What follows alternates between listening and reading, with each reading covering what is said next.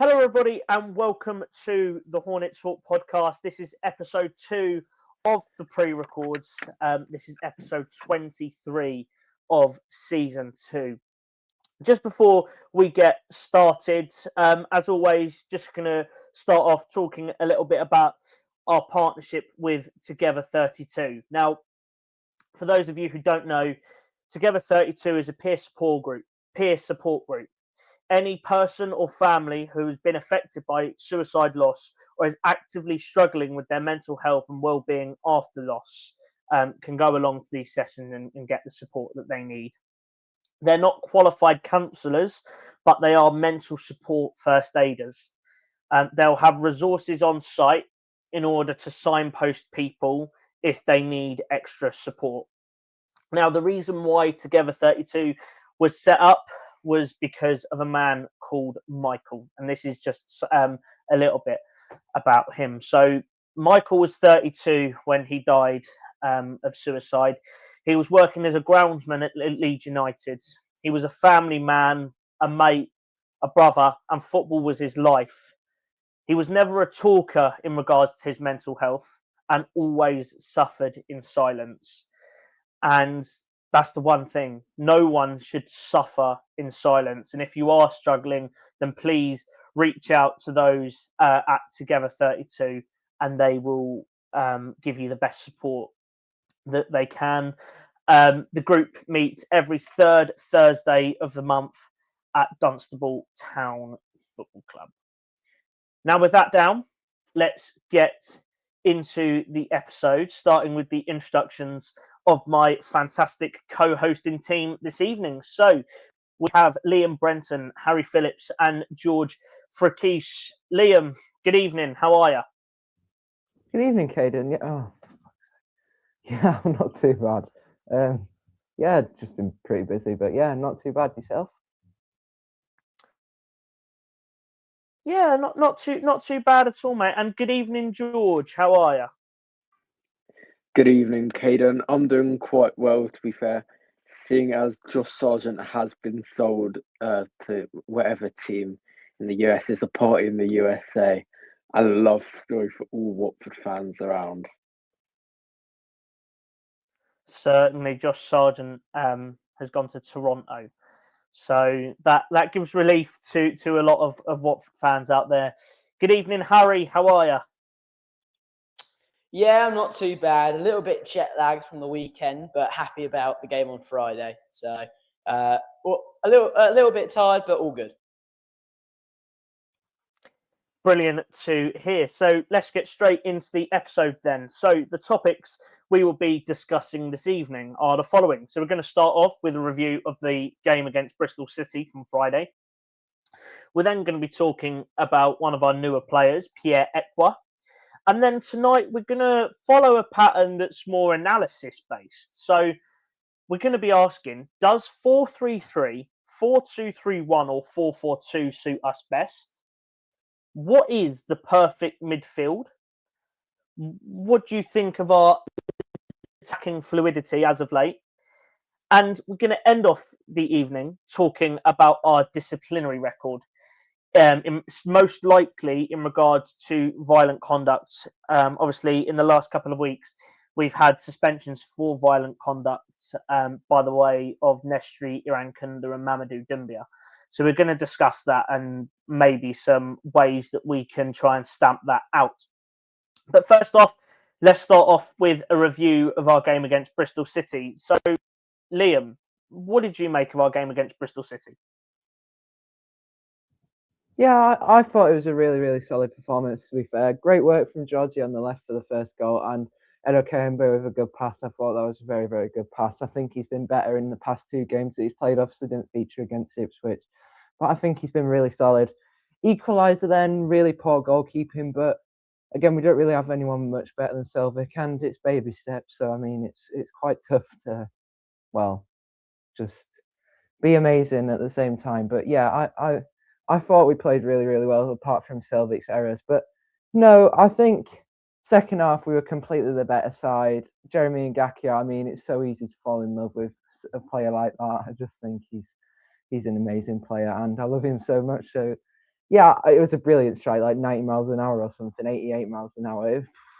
We won't strike one better than that. So, yeah, I think I thought we performed really well, and I think we made it tough for Bristol City to counteract us in defence, especially in the second half. I thought we were really, really impressive.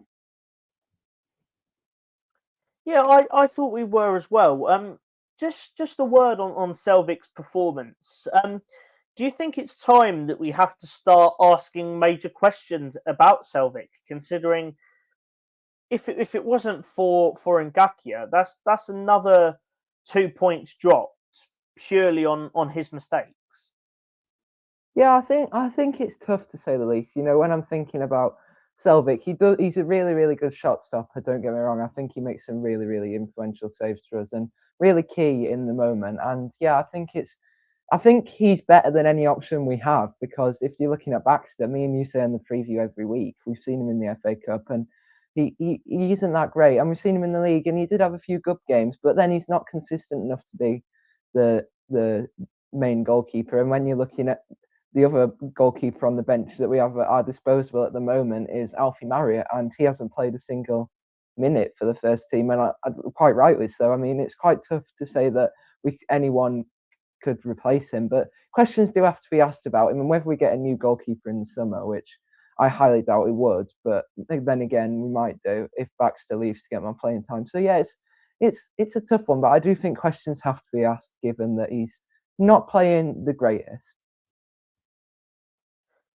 Yeah, he really isn't. I thought he made a couple of good saves that I thought, yeah, good goalkeeper.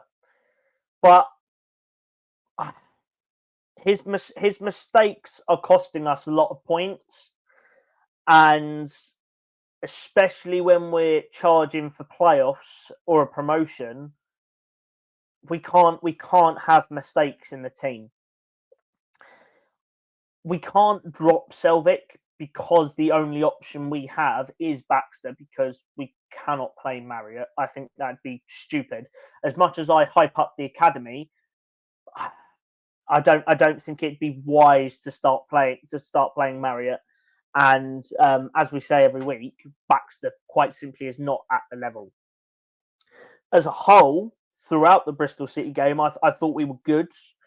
For the first time in a while, I was impressed by a Kayembe performance. I thought he was really good against Bristol. And I have to give kudos to him.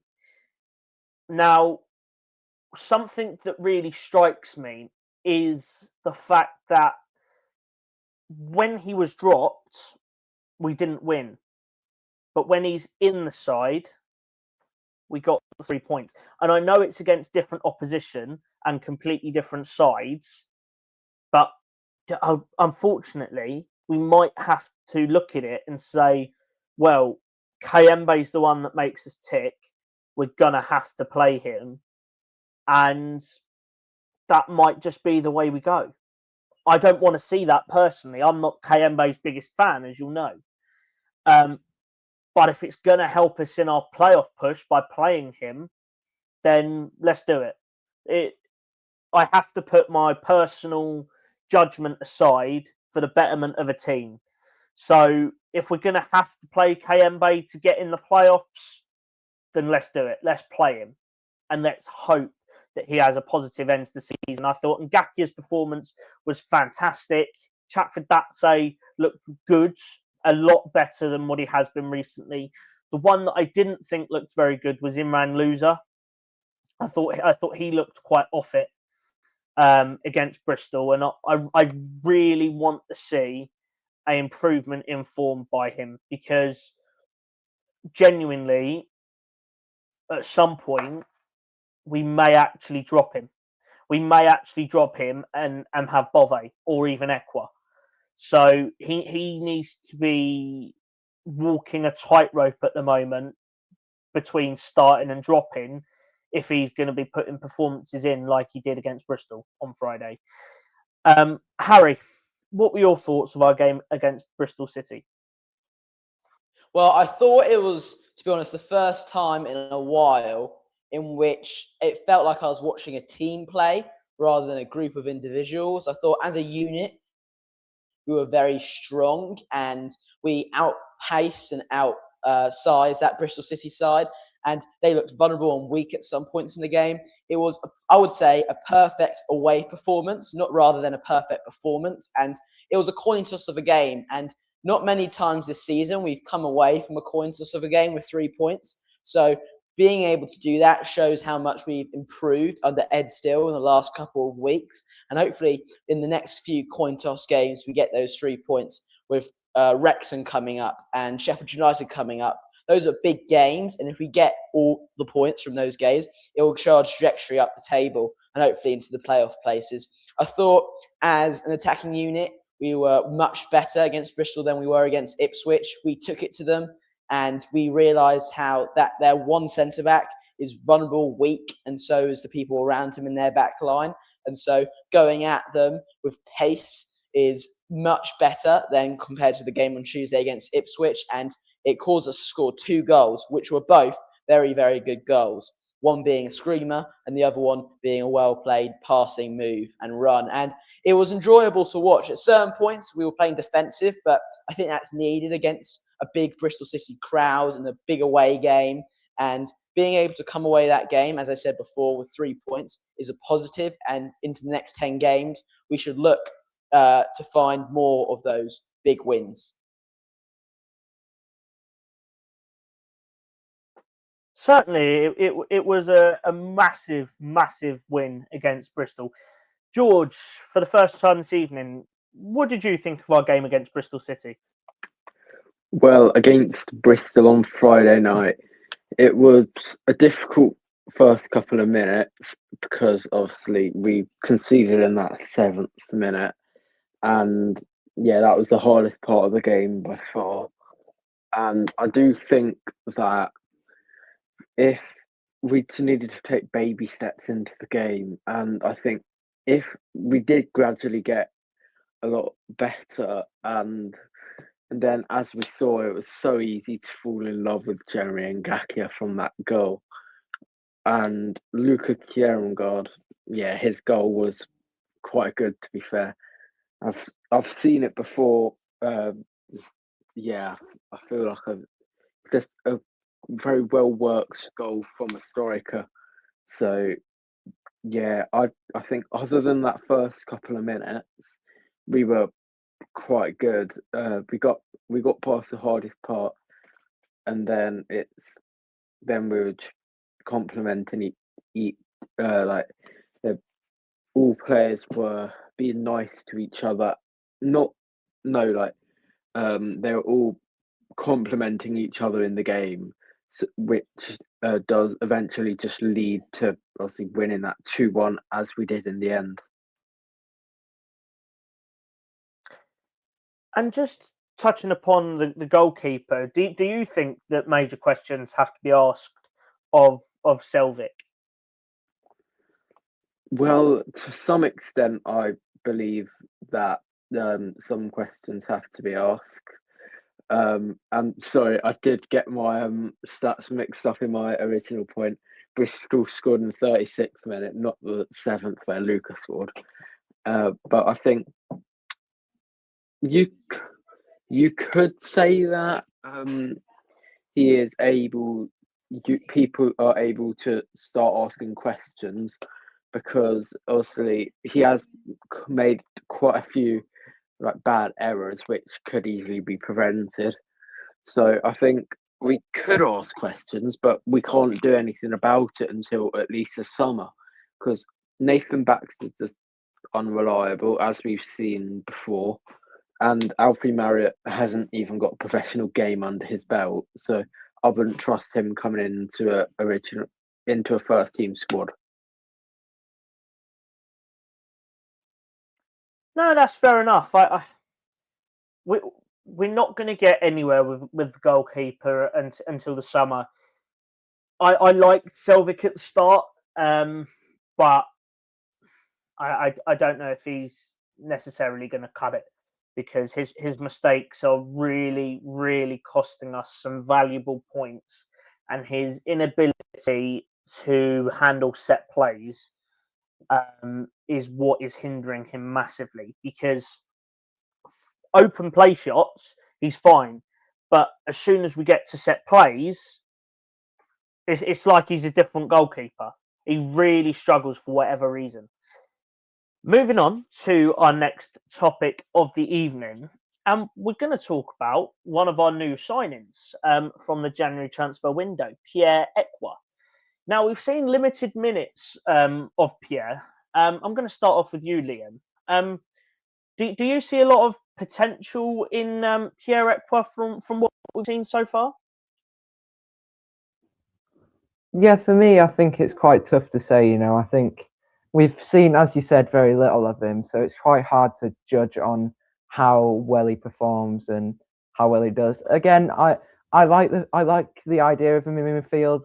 We'll get onto it later of our perfect midfield three, so I won't reveal that yet. But I do like the idea of him being in midfield. I've know him a lot because I've watched him at his time at Sunderland, and I did think he was a really, really good player for them. Don't get me wrong, I think he made some crucial interventions in defence with midfield, as well as playing higher up. He got 5 goals, 2 assists, and I mean he was a pretty solid player for them. So he definitely has championship experience, and like we've seen with Nampalys Mendy a bit with Leicester and other teams, he's got that a little bit more experienced head that maybe could allow us to do better. And I think Ekwa, given that he has championship experience, would fit in well to our midfield. But then again, when I'm looking at him, he's got an attitude problem, as the Saint Etienne fans have told us, because he thought that he didn't have to play for him because they went down. So, it's quite tough to say, can he fit into the midfield when he's just being called upon straight away? Cameos, when we've seen him, like we said, we've not seen much from him. And yeah, he can't really add much in 5 or 10 minutes. So, I think it's quite tough to tell. But I do think Ekwa could be a really, really good player for us. And hopefully we use him to our advantage.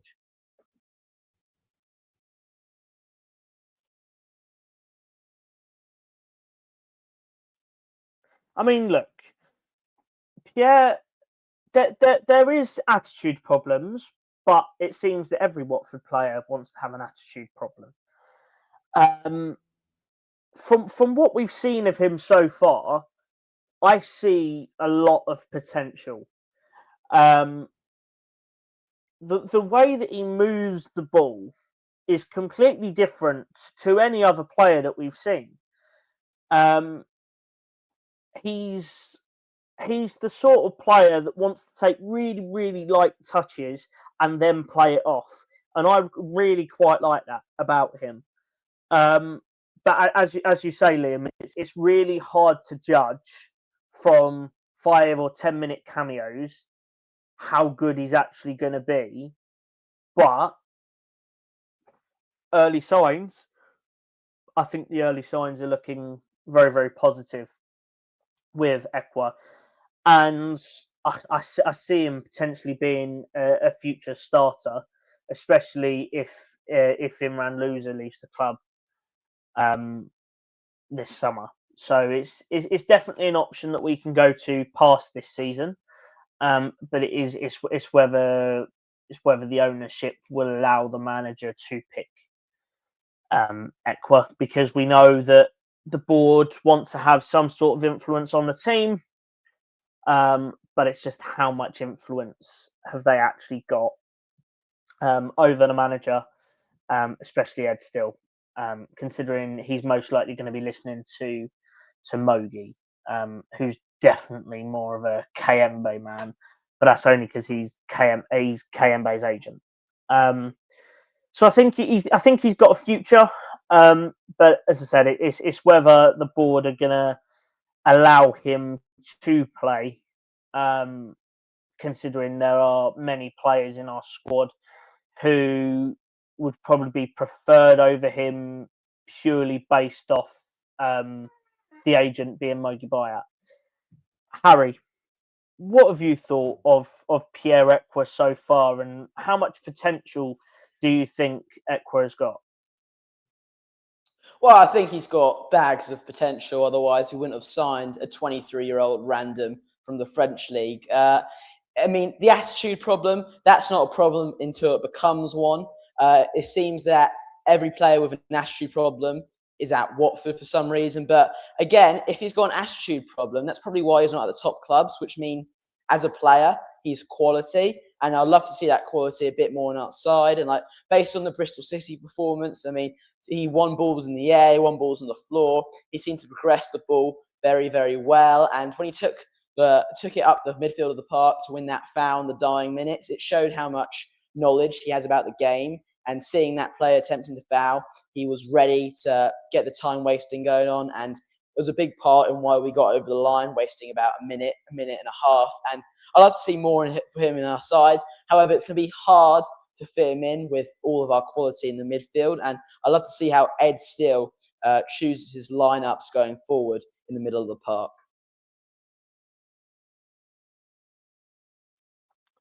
Yeah, it certainly will be. I definitely think he's got a massive future for us. George, what have you thought of Ekwa in his opening minutes, and how much potential has he got? Well, from the 24-year-old, I do believe that he has got bags of potential because according to sorry, I forgot the name.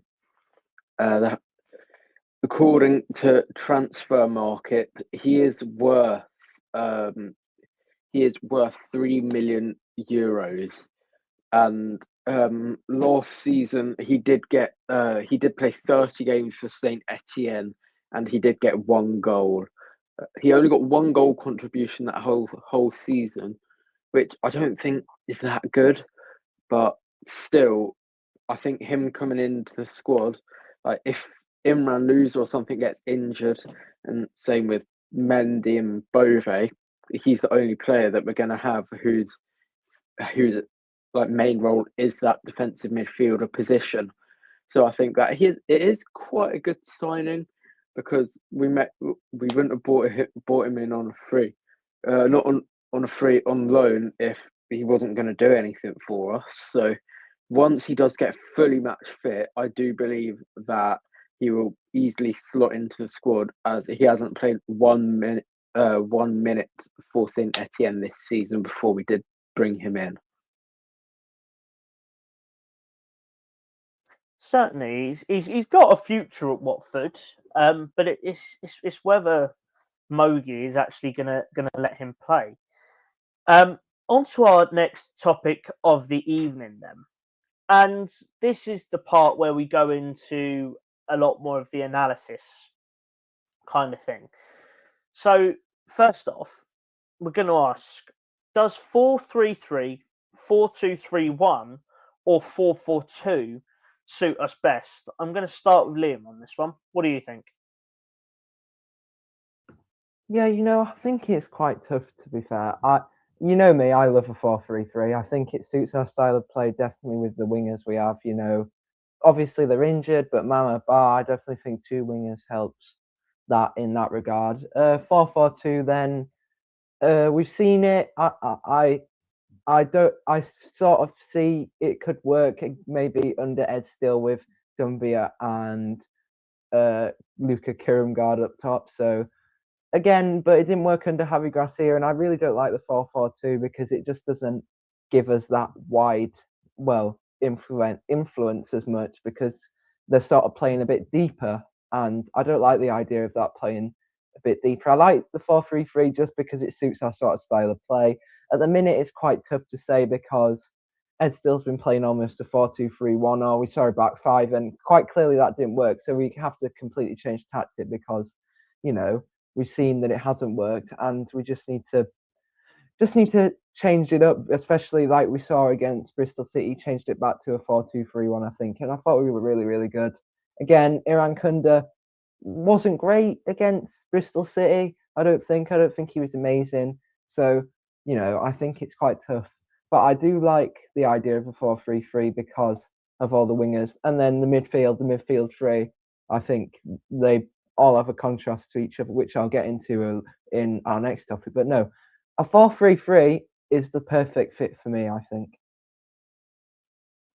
Well, look, I am a massive fan of the 4-3-3, but I think it's got to be the 4-2-3-1.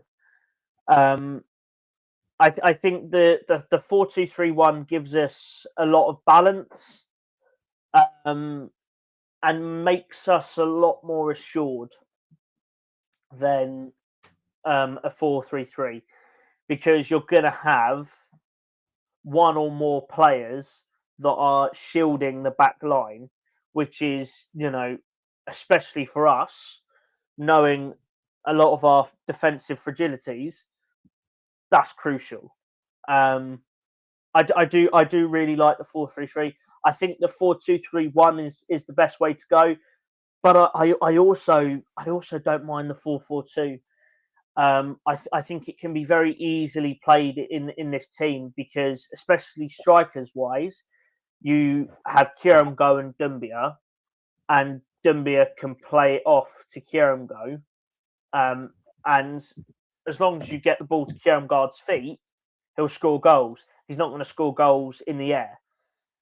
So it's an option, but I think it's got to be the 4-2-3-1. Harry, what are your thoughts? 4-3-3, 4-2-3-1, or 4-4-2? Well, I think for me, 4-3-3 is more of a concept than a set formation. I think it's extremely dynamic. And again, a rigid 4-3-3 doesn't really work.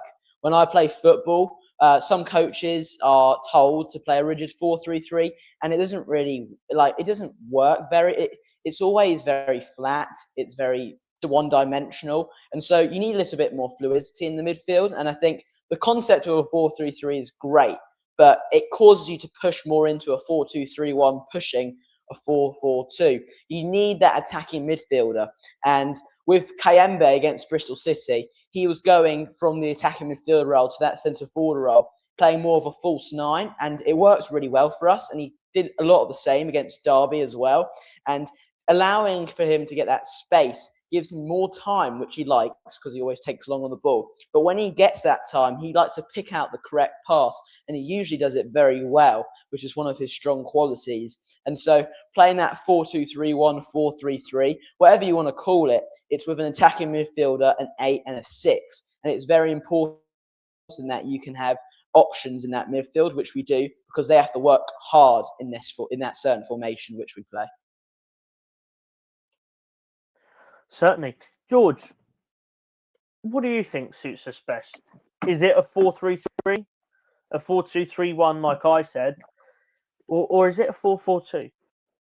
Well, to be honest, I personally think that it is a 4-4-2, 4-2-3-1. Sorry, because obviously, like what we did see against Bristol City on Friday night, we did just look very solid, to be honest. Because two defensive midfielders in Imran Luz and Nampalys Mendy, they're exactly what you need. Because if we're tracking back, like from a corner or something, I don't know, like say we can keep Nampalys Mendy back with maybe James Bank or Matty Pollock, so we do still have two central defenders. And yes, I do like the idea of a 4-3-3, but I don't think that's what this Watford team like needs, because it does eventually shift into a 4-2-3-1. So either if we can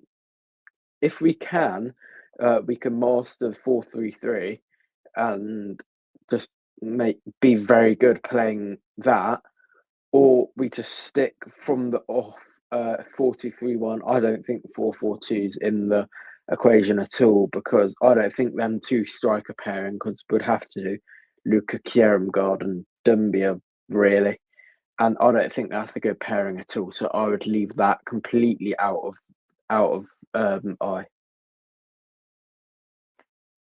Well, just playing a bit of devil's advocate for the 4-4-2.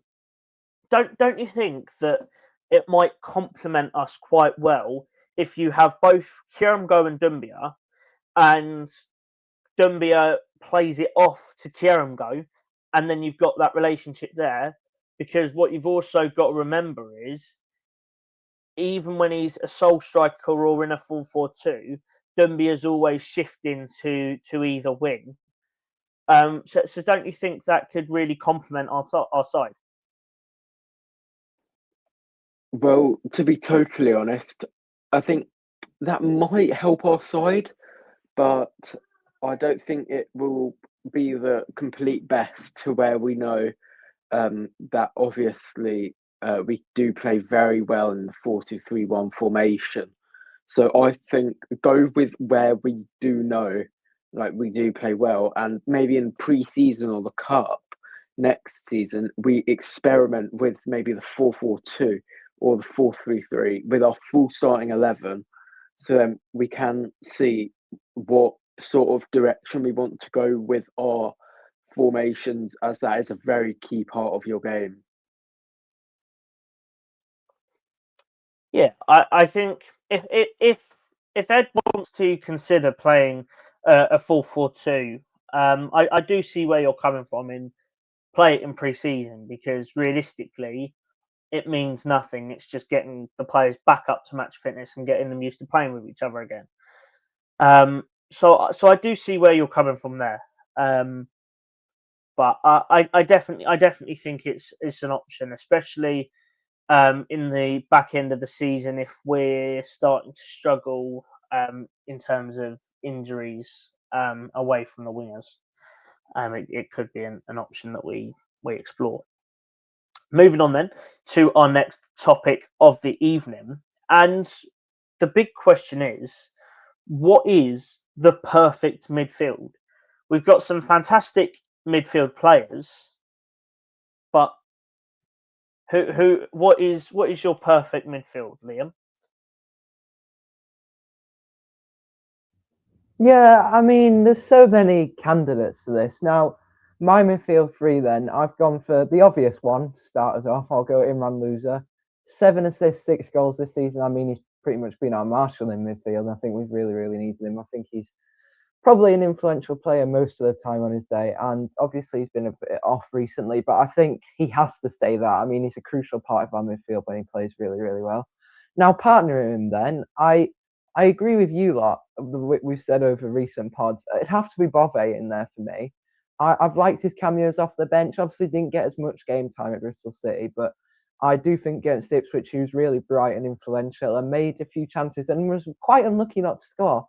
And then to contrast the two more forward-thinking players, I've gone for Nampalius Mendy a little bit deeper. Now, again, Edo Kayembe has a sort of option in that place, but again, he likes to play further forward, so I don't want to see him play DM. But a midfield three could maybe Loser sit deeper, or maybe Bove sit a bit deeper, but I want to see them further forward. So, it's quite tough. But no, Nampalius Mendy, I think, tops off the three. I think he gives that balance between attack and defence, as we saw with Cipriano allowing Loser to advance more further forward in the early things of the season. I think Ekwa's got a case for it in future weeks, but we haven't seen enough of him to give him a spot in regular midfield. So for me, my midfield three is Imran Loser, Eduardo Bove, and Nampalius Mendy.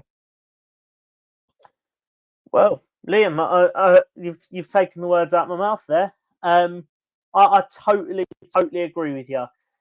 Nampalius Mendy, Imran Loser, Eduardo Bove.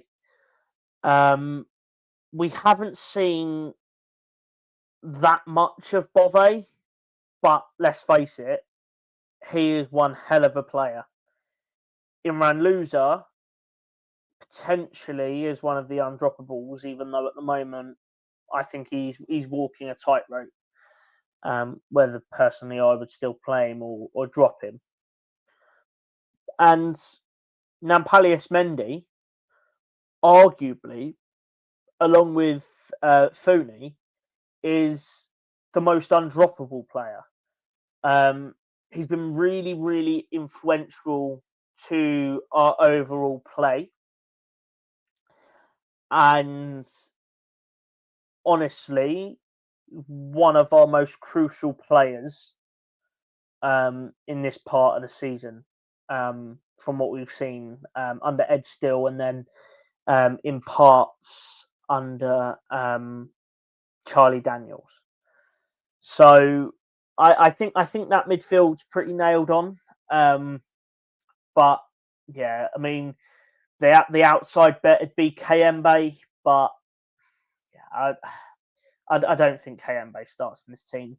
Harry, what do you think? What's our perfect midfield? So I'm going to go slightly different to both of you. I think the most important player in our midfield right now is Nepalese Mendy. He's, in my opinion, been the best player since Javi Gracia resigned. He has been phenomenal, and it just shows why many fans had doubts in Gracia. And just because of his size doesn't mean he's a good player. And that's a joke. He is phenomenal. He is so consistent. He's experienced, and I think he's a mainstay in our midfield for the rest of the season. Alongside him, I'll also be going Imran Loser. I feel like he's a Godzilla in the middle of the park, and I'm a believer that he can guide us to promotion if he starts to go on a good form. Moving on, I will be going with the best attacking midfielder in this Watford squad is Mr. Edo Kayembe. He's shown in the Derby game and the Bristol City game why he's so important. Maybe not the best player in the team, but he's so crucial to how Ed still wants to play football. And I think he's the only player, maybe not on paper, but to be able to go from the attacking position to that centre-forward striker position. I don't think Chatbatadze has that in him. And he looks lost on the field at some point. And I think Kayembe's last two performances has shown why. Now, I know Caden was thinking starting Kayembe is a bit of a highway to hell, but in my opinion, I think he can glide us to victory. And I don't want to look back in anger in this midfield partnership. And hopefully it starts to crack on in the next coming games.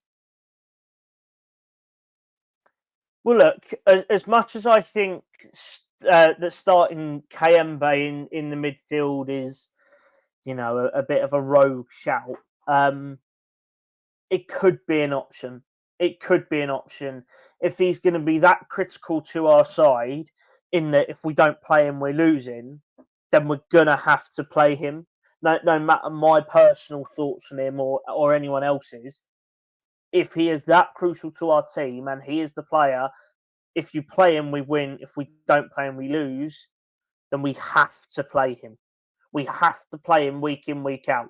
But he has to be putting in good performances because there's no time to be lackluster at Watford anymore. We're at a crucial point of the season. We're at a make or break stage where we could get into those playoffs or we could just crumble back to where we have been and have another season of championship midfield mediocrity.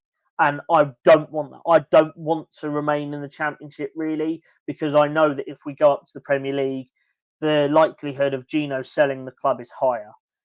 But yeah, it's certainly a shout to bring Kayembe in the side if that's going to be the catalyst of our results.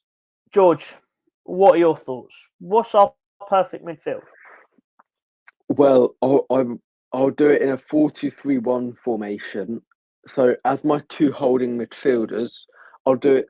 I'll say once Eduardo Bove is fully fit, I will put him and Imran Loser, seeing we do keep both of them going into next season, as my two defensive midfielders. Then as my both of my wingers.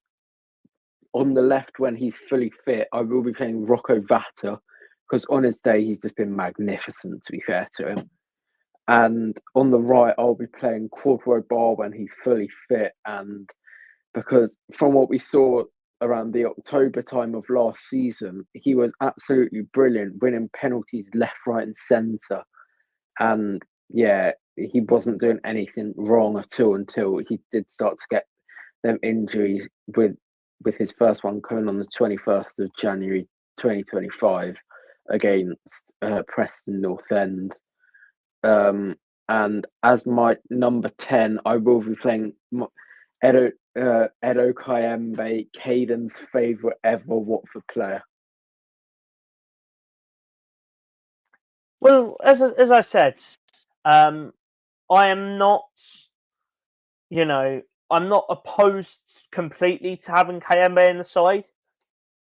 If we can avoid him in the team, then let's go for it. But if we can't, then let's just play him. Let's just play him and hope for the best. Moving on then to our next topic of the evening, talking about some of our recent attacking fluidity. And mainly, as we saw in the Bristol City game, Chakvadatse to Kayembe to Luca, and then it ends up in a goal. Liam, how do you think we can keep our attacking fluidity consistent and keep that understanding from the attackers up to a high standard? Yeah, when I look at it, right, I think the more we pass, the more we're better off. But then again, it should be pass, pass, shoot, or pass, pass, pass, shoot. Like, I think our fluidity's been pretty good under Ed still. I think we saw it in the Preston game. There was like one touch shoot, and then I thought, yeah, we were pretty solid against Preston with our shooting boots, and we have to be like. We have to be quick on the attack because, we can just get counteracted. We can't afford to hold on to the ball too long because this opposition in the Championship, when we play other teams, it's really, really hard to keep the ball for that long against such a strong division. I know it's not the strongest we've seen. Harry and me and yourself, Caden, have said that in recent weeks, but it's quite tough to be really fluid in attack. You have to keep it precise. And I think recently we've been doing that, don't get me wrong. But then again, you're looking at it like it's got to be perfect because it's one move. You can't make a wrong move. I mean, if you want to score, you want to score. But again, our attacking fluidity has been pretty darn good recently. And I've liked it. I think Ed Still's made a big influence and, new manager, new influence on the team. I definitely think we're up there for playoffs. I definitely think we've got a chance. If Wrexham hadn't won the other day against Charlton, we would have definitely been up there. But no, I think attacking fluidity in recent games has been really, really good. And I think we have to keep it consistent if we want to be at the top and get that final playoff spot. Yeah, let's be really honest with ourselves. Consistency is key. If you're not consistent in attack and defence, you're not going to win football games. If you're not consistent in the attack, you're not going to score goals. If you're not consistent in the defence, you're just going to leak a load of goals. So I think that, yes, against Bristol City, we were good on the attack, and against Derby, we were as well. But I don't know how consistent they can be. Now, every football player is going to have an off day, but it seems more often than not that our players have an off day. But if we can get Kieran go scoring the way we have done recently, then we'll be set. But I hope that the team have finally learned, stop lofting the ball into the box and trying to get Luca's head on it. It's not going to work. Play it to his feet and he scores goals. Play it to his feet and he scores goals. Every single time. And I think every one of his goals has been from a first touch. So that proves it alone. Chakvadatse more often than not is not great. But if he can turn around his form and play to the levels he was against Bristol City, then I see nothing but positives. And Kayembe, look, I've been very, very critical of Kayembe, but he was my man of the match against Bristol. I thought he was very, very good. 2 lovely assists, running all over the place, never really losing the ball. Still takes a few too many touches, but he didn't really lose it in that Bristol game.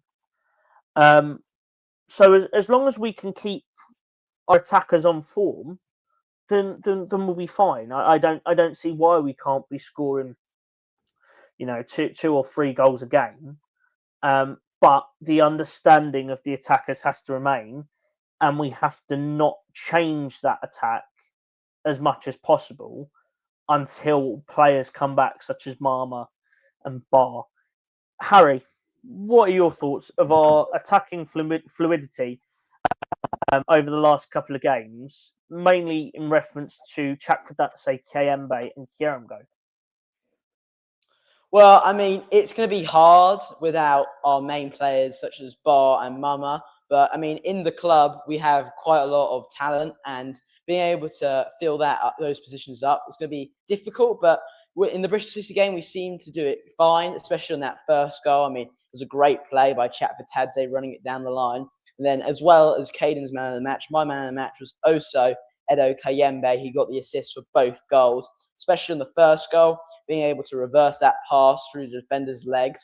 And for Kieran Gard, it was a neat finish from him, and some that former Watford strikers would probably miss. And being able to show his quality on that first touch ball, as Caden said, on the floor, is important as we go into a run of fixtures which should look favourable for us, apart from the Wrexham game, of course. And we're going to need a lot of consistency throughout the rest of the season. And it's important, without our starships running down the wings or the superstars coming off the bench, such as Bar, it's going to be difficult. But, I mean, it's important that we find a way to combat this with smart thinking. And I think Ed still has that in his arsenal.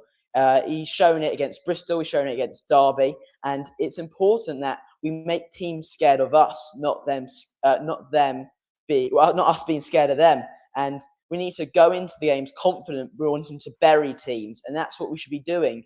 And I like the start we've seen under Ed Still, and hopefully it continues and flourishes going towards the end of the season. Certainly, that's all we want to see. We just want to see loads of intent on the attack and a load of goals scored. George, what have you thought of our attacking fluidity, and how consistent do you think we can actually keep it?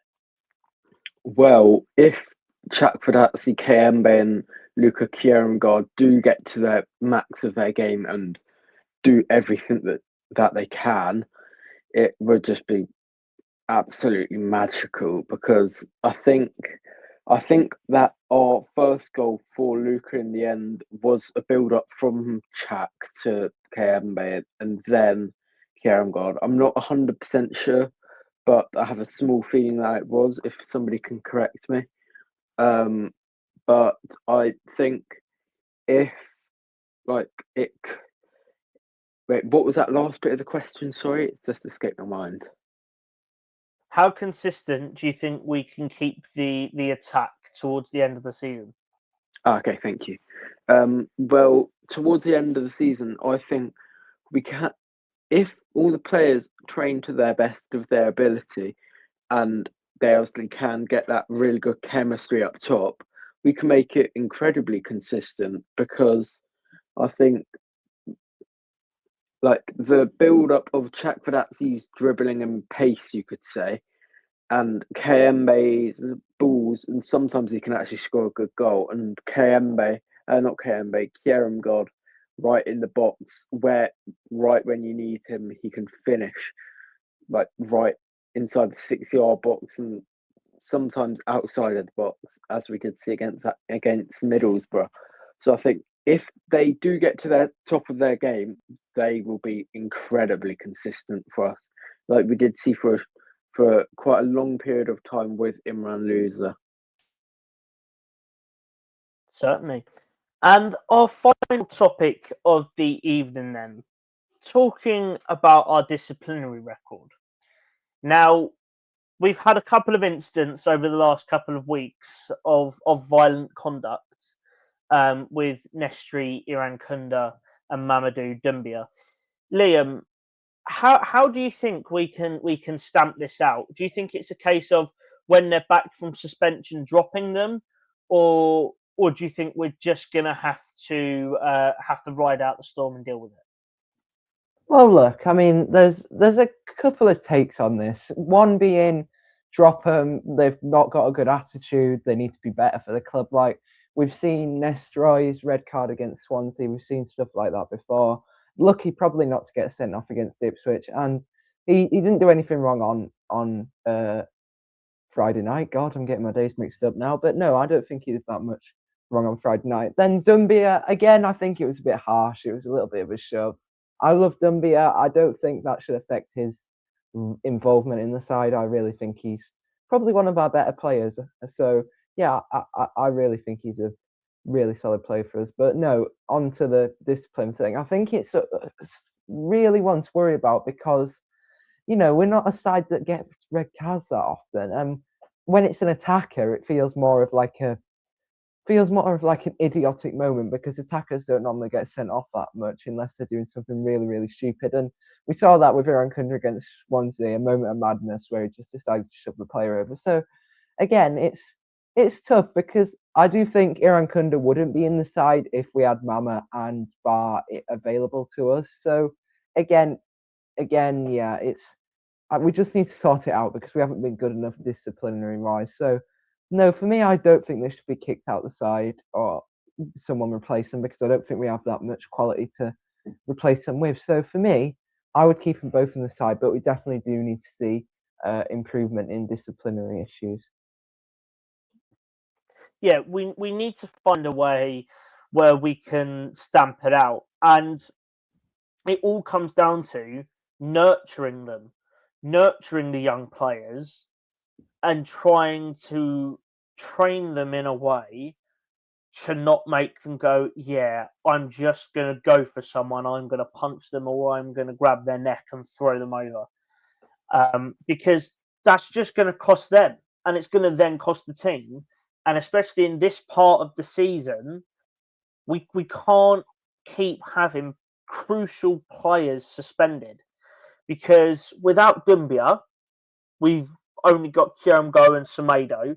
So that means we most likely have to play Kiramgo for 90 minutes, pending that he doesn't get himself injured. And Iran Kunda getting suspended, we basically then have no wingers. And then we have to makeshift a load of things. Because remember, we don't have Bar and we don't have Mama because they're injured. So it needs to be stamped out. And if, you know, dropping them is the only way to stamp the attitude or whatever out, then fine. We're going to have to do it. But I don't think we've got the means to. But yeah, something has to be done, and they have to be nurtured in a way that is right for them, that trains them to make sure that they're not reacting in that way, because all it's going to do is really harm the team. Harry, what do you think? What's the best way that we can deal with the disciplinary issues, mostly in regards to violent conduct? Well, as we all know, we've got quite a young squad, and they seem to, most of them, be quite petulant. I mean, Iran Kunda is an obvious one, as well as Dumbia in that other game. I thought that was quite rare from him, but we did see it a couple of times before of him kicking balls away when it's already out of bounds, unnecessary actions. And so, I mean, we need to, as you said, Caden, nurture these players. And I don't know the personalities of Iran Kunda or Dumbia or any other player who seems to do silly stuff. But I feel like I trust Ed Still to use their characteristics and apply which is best for them and which is fair for them. And hopefully they can come back stronger. I know Iran Kunda was running around trying to get a red card against Ipswich, which was immature, as we've said before. But they need to learn. And the only way by learning is to either sit them out or play them and trust them. And I would rather play them and trust them because they're good players. We've seen them play fabulous games before for us. And so we need them on this pitch, especially without Bar and Mama. And to be fair, I was a little bit disappointed with the club, with the Dumbia situation, as they only informed us when the lineups were released. And I thought that's quite poor, and they should have done it earlier. And it's tough. I'm sure it was late, hopefully, but we need to figure out the best way that can help us and the team. And I have trust in Ed Still, and I believe that's trusting the players to help us get victories. Yeah, I think nurturing them is going to have to be the way we go about it. But I trust them playing wise, but I don't trust them on a disciplinary record level, because they are young, so they're more likely to react. And that's one of the down points of having such a young team, that they're a lot more likely to lash out at players because they are young. And we've seen it so many times. We know teams know, play Watford. If you wind up Iran Kunda or you wind up Marma, you're set. Just keep at them, and then they'll come at you, and then they'll get red carded. Simple as that. Teams know that, and that's that. We've only got ourselves to blame for that. George, what do you think? How could we stamp out this disciplinary record? Do you think we ride out the storm and just go as we are, or do you think nurturing them is going to have to be the way that we go forward with it? Well, I think nurturing them will probably have to be the way we do go forward with it. To be honest, I don't see this red card thing as a very major problem. Sorry, because I did do some maths, and we've got 3 red cards this season, and 35 games have been played. So that equates to 11.6. Every 11.6 games, we do get a red card. So I don't find it that it's that bad, but obviously it's still not a very good thing at all. Getting a red card's absolutely terrible, because it's putting the team in even more trouble, because we'll probably be losing at that point anyway. So I think at that detriment, I think we do need to nurture some of the players like not Kembe, sorry, Dumbia or Iran Kunda, then try to help their attitude, because we have seen that they do get some attitude problems every now and again. Yeah, well, as we say, that's going to happen with every group of young players. You're always going to get some attitude problems somewhere at some point, but they need to be stamped out at the source. And that is the end of the Hornet Talk podcast, episode 2 of the pre-records, the episode 23 of season 2. Once again, if you're struggling, go to Together 32 and they can help you out and signpost you to the places that can support you. Please make sure to follow the YouTube as you're watching this now, or follow us on the Spotify if you are listening to us on audio. As well as that, remember, the Hornet Talk podcast Unfiltered is coming to you once again this Thursday. However, it is exclusive to X Spaces. So make sure you go over and join that, because otherwise you'll miss that bit of content from us.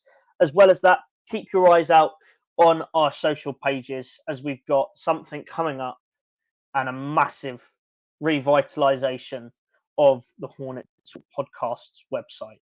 So stay tuned for all of that, and we will speak to you soon. We will be back next week. We've got a couple of previews coming your way, and obviously unfiltered and the main episode. So we will see you for that then.